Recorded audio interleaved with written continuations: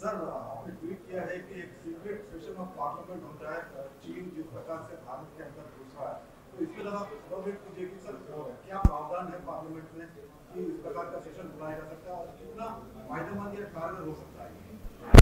देखिए, मैंने ये डिमांड इसलिए किया कि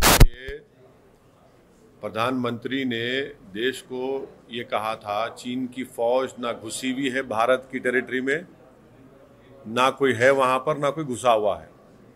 और ये जो प्रधानमंत्री ने देश को जो बात बताई थी ये झूठ साबित हुई, क्योंकि चीन आज भारत के LAC के अंदर बैठा हुआ है, भारत के टेरिटरी में बैठा हुआ है, और इसीलिए चीन डेप्सांग डेमचौक से नहीं हट रहा है।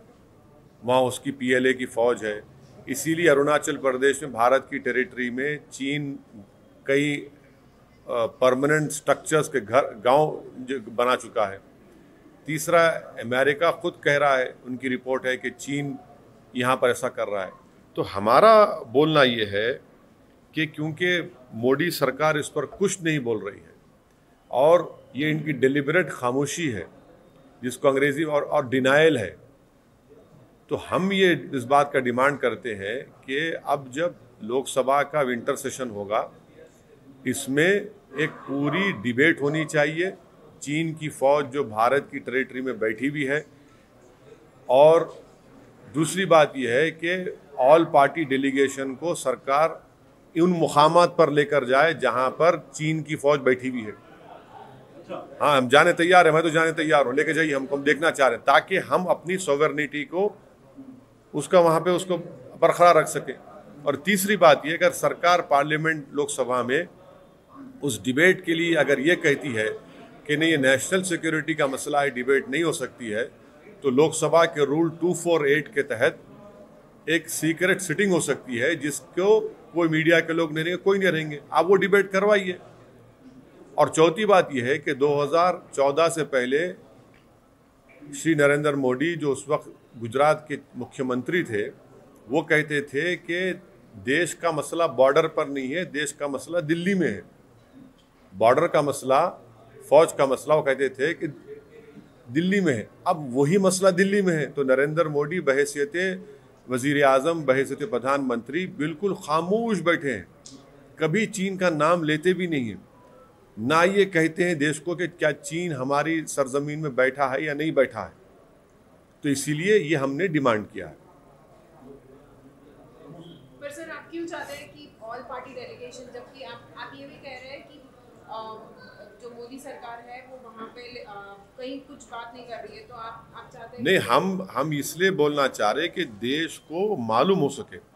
जब कश्मीर में ये सरकार एक ऑल पार्टी डेलीगेशन लेकर गई थी, जब लेट अरुण जेटली भी उस डेलीगेशन के हिस्सा थे, राजनाथ सिंह साहब होम मिनिस्टर लेकर गए, तो यहाँ पर भी लेके जाइए ना। हमको छुपाना क्या है आपको? हम तो अपनी सॉवरेनिटी को असर्ट करेंगे एज एन ऑल पार्टी जाकर वहाँ पर चीन को एक जवाब देंगे कि हमारा इलाका हम देखना चाह रहे हैं, छुपाने की क्या जरूरत है? और ये प्रधानमंत्री और बीजेपी चीन के मसले में इतने खामोश क्यों है? ये तो हमारी ज़मीन में चीन बैठा हुआ है। सैटेलाइट के फोटोज आ रहे हैं कि अरुणाचल प्रदेश में गांव बना चुका है, कई फोटोज आ रहे हैं कि डेमचौक में, डेप्सांग में चीन बैठा हुआ है, PLA की आर्मी बैठी हुई है।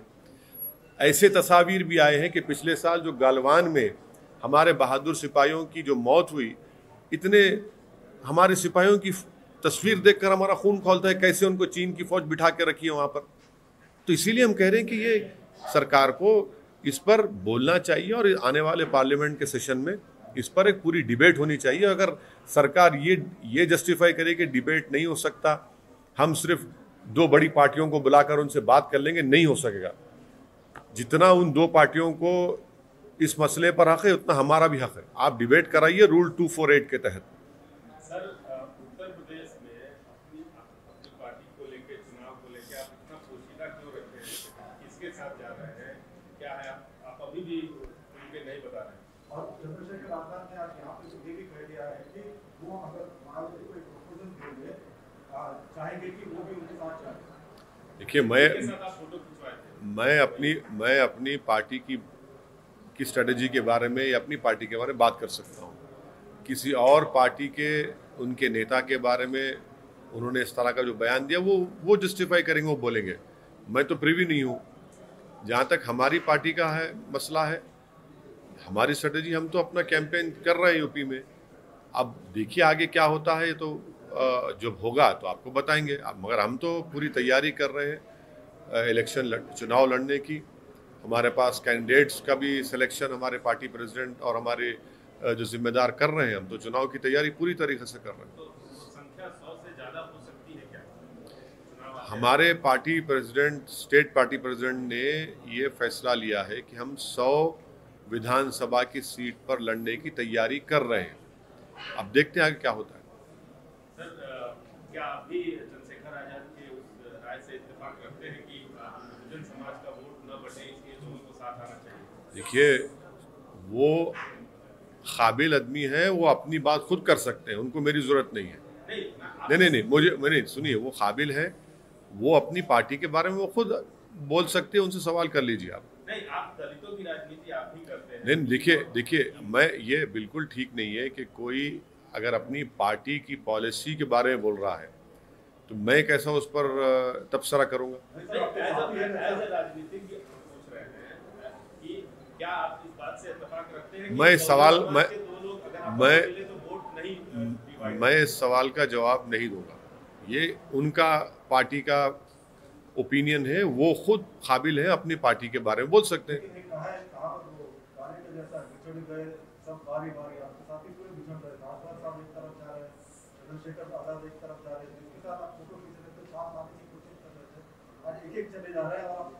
अरे भाई, चले जा रहे हैं तो हम तो मैदान नहीं छोड़ा, हम तो खड़े हुए हैं। हम तो एक शीशा पिलाई दीवार की तरह खड़े हुए हैं। हम तूफान से मुकाबला कर रहे हैं और करते रहेंगे।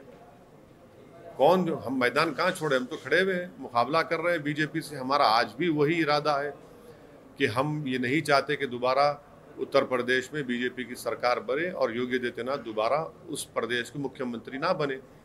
आज भी हमारी कोशिश वो है, हम पूरी कोशिश कर रहे हैं, अपना काम कर रहे हैं। तो सर, सियासी दल वहाँ पे मजबूत है, उनके साथ हाथ क्यों नहीं मिला है? देखिए, अब हाथ किससे मिलेगा या गले मिलेंगे या क्या क्या मिलेंगे, ये तो वक्त बताएगा। नहीं, बीजेपी को आप रोकने की बात कर रहे हैं, तो जो वहाँ पे सियासी रूप से मजबूत पार्टियां हैं, जैसे हम तो आप हमको मजबूत क्यों नहीं समझ रहे हैं?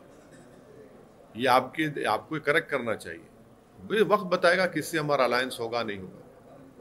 सर, योगी जी कैराना में ये है कि मुजफ्फरनगर का दंगा या कैराना का पलायन, ये हमारे लिए पॉलिटिकल इश्यू नहीं बल्कि देश की आन बान शान का मुद्दा रहा है। और उन्होंने ये भी कहा है कि मोदी जी ने धर्म चक्र के घुमा दिया। जो पहले मंदिर जाने में कतराते थे वो आज बड़ा बड़ा तिलक लगाकर घूम रहे हैं, जैसे यही सबसे बड़े हिंदू है। यही एकता की ताकत है। देखिए, देश, सबसे पहली बात तो ये है कि मुख्यमंत्री योगी आदित्यनाथ जो उन्होंने शपथ ली है कॉन्स्टिट्यूशन पर, संविधान पर, वो हम उनको ये कहता है कि आप सबसे बड़े इंडियन बनेंगे। आप इंडियन बनेंगे सबसे पहले। आप एक स्ट्रांग इंडिया क्रिएट करेंगे, आप एक स्ट्रांग यूपी क्रिएट करेंगे। तो ये शपथ में कोई मजहब की बात नहीं है, ना संविधान ये कहता है कि ये देश ये मजहब के मानने वालों का और इनका नहीं है। तो ये पहले इनकी गलती है, इनकी गलती यही है। दूसरी गलती है कि आपने कहा कि मुजफ्फरनगर, क्या कहा, देश के लिए मुजफ्फरनगर का दंगा, मुजफ्फरनगर देश की आन बान शान। हाँ, मुजफ्फरनगर का दंगा देश के लिए आन बान शान, ये मुख्यमंत्री कहते हैं। बड़ी ही अफसोस की बात है कि भारत के विभाजन के बाद अगर 50,000 लोग अपने घर से बेघर हुए तो मुजफ्फरनगर कांड के बाद हुए, और ये मुख्यमंत्री उसको आन बान शान से जोड़ता है। इसमें कई लोगों का मर्डर हुआ, कई हजारों की तादाद में लोगों के घर जल गए, खेतें जल गई। इनको इंसाफ की बात नहीं कर रहे हैं, वो दंगे को आन बान शान से जोड़ रहे हैं। और ये खुद केसेस विड्रॉ किए, 77 केसेस मुजफ्फरनगर के। ये इनकी मानसिकता है, ये इनकी जहनियत है। जो ये आज उत्तर प्रदेश की जनता देख रही है कि जब 50,000 लोग बेघर हो गए, आज भी अपने घर को नहीं जा सकते, आज भी उनको इंसाफ नहीं मिला, 1,000 cases for want of evidence collapse हो गए, तो सरकार अपील नहीं करती, उल्टा केसेस को विड्रॉ करती है। और इस तरह की अनाप शनाप मुख्यमंत्री कहते हैं कि मुजफ्फरनगर का दंगा इनके लिए आन बान शान का मसला है। कौन सी आन बान शान का मसला है? इस पे तो अफसोस करना चाहिए, इस पे तो ये बोलना चाहिए कि दोबारा मुजफ्फरनगर में जो जिन लोगों ने वो कांड किया उन सब पे हम सजा दिलाएंगे उनको। आप वो नहीं कर रहे हैं। सर, तेलंगाना की बात करते हैं, हाल ही में हुस्नाबाद के चुनाव के नतीजे आ रहे हैं और जहाँ पर टीआरएस हार गई, और अभी जिस प्रकार से कि मुख्यमंत्री ने जो है प्रेस कॉन्फ्रेंस करके जो काफी बातें कही बीजेपी के लिए, तो क्या आप समझते हैं कि तेलंगाना में अब बीजेपी स्ट्रॉन्ग होती नजर आ रही है? नहीं, मैं देखिए, एक बाई इलेक्शन वहाँ पर इटाला राजेंद्र जीते हैं, इसको आप ज़्यादा इतना बड़ा स्ट्रॉन्ग स्टेटमेंट मत दीजिए, कुछ नहीं होगा इंशाल्लाह ताला। जीते हैं ज़रूर, जनता ने उनको वोट दिया है और रिजल्ट आया है, इटाला राजेंद्र की कामयाबी हुई है, मगर इसको आप लोग बहुत जल्दी एक्साइटेड हो आते हैं। अरे सर, जो आँख से दिख रहा है सामने, हाँ, उसको नजरअंदाज क्यों कर रहे हैं? ऐसा सुनिए, आपको आंख से दिख रहा है, बास चीजों को आंख और दिमाग से देखकर एक बात करना पड़ता, तो वो तो आपको आंख से दिख रहा है। हमको जो दिमाग हमारा कह रहा है, आंख हमारी कह रही है, थोड़ा बहुत हमको जो तजुर्बा कह रहा है, यही बीजेपी नागार्जुना सागर के बाई इलेक्शन में जमानत जब्त होगी उनकी। सुन तो लीजिए, नागार्जुना सागर में जमानत जब्त हो गई, तो ये मत जाइए, ये कुछ होने वाला नहीं है।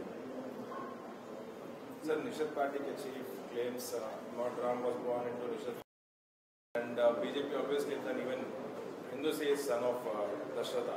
What would you like to say, sir? If you are saying that they are deceiving Hindus and all these statements are coming about, what would you like to say?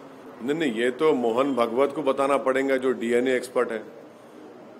RSS के मोहन भगवत को बताना पड़ेगा ये बात, ये बता दें अब पूरे देश को।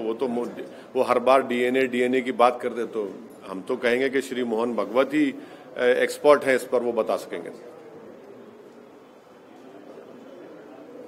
ऐसा मतलब ये डिसीव करना नहीं हुआ कैसे? मतलब why they are silent? नहीं, ये तो बीजेपी के जो बड़े बड़े नेता हैं वो बताएंगे, हम क्या बताएंगे? वो बताएंगे, जनाब मोहन भगवत साहब बताएंगे, ये उनको बताना पड़ेगा ये बात क्या है, ये तो वो तय करेंगे ना।